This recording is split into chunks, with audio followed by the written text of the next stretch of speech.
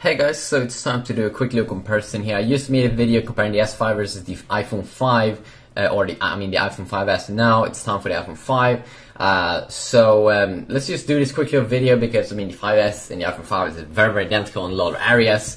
But let's just do this for the people that really do want that.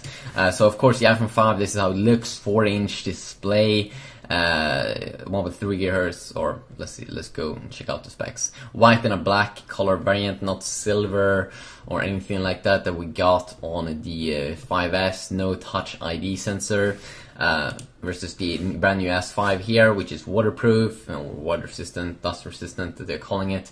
It has 60 megapixel camera, it has some pretty interesting specs, it has a dotted back, and I'm not really sure how this phone feels in the hand because I haven't got my hands on it. It has a flap down there, which I really do hate on Sony's devices, so let's see how I like it on this little device. So let's go down here. So if you start off here, same kind of SIM card technology, nano SIM, smallest SIM available.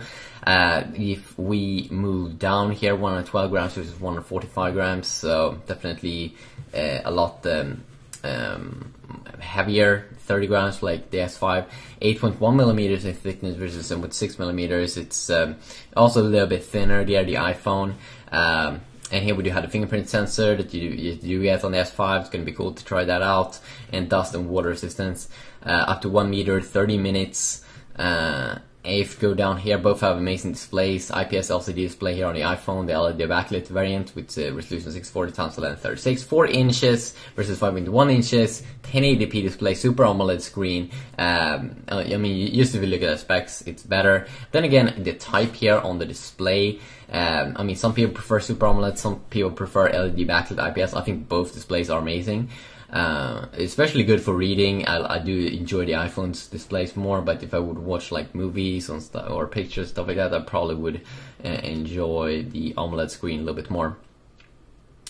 If we move down here, 1632 and 64GB variants here on the iPhone 5, and then only 1632GB variants here on the S5, but then again we do have the SD card slot option on the S5. You don't get anything of that, anything like that on the iPhone 5.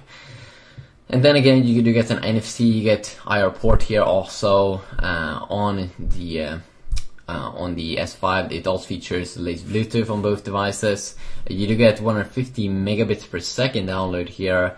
Option on the S5 also, which is faster than 100 megabits here on the iPhone 5. 8 megapixel camera on the iPhone 5 versus 60 megapixel camera. Way higher resolution here, 5300 versus, or 5000 times like 3000 pixels versus 3000 around times 2500 pixels. There's a big difference there.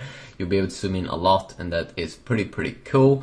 You also have 2K resolution video, or at 30 frames per second. It says you have on like the Note 3 on the iPhone or on the S5. You only get 1080p at 30 frames per second here, but then you do also have a pretty cool mode on the iPhone where you can record you can't record in slow motion on the iPhone 5. You can only do that on the brand new 5S.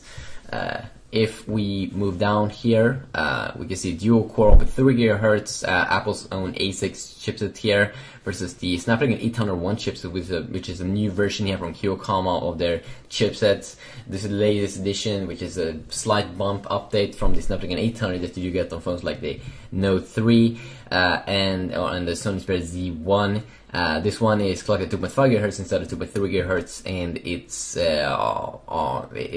as well a little bit higher clocked on the GPU side and on the memory side, around like 100 to like 150 more megahertz extra. It's not overkill. It's still pretty much, it's not super killer update, but it's a little bit of an update, and you can hear that on the name, 800 to 801. It wasn't the new 805, which we're probably going to see later this year, maybe in the October or time frame something with the Note 4.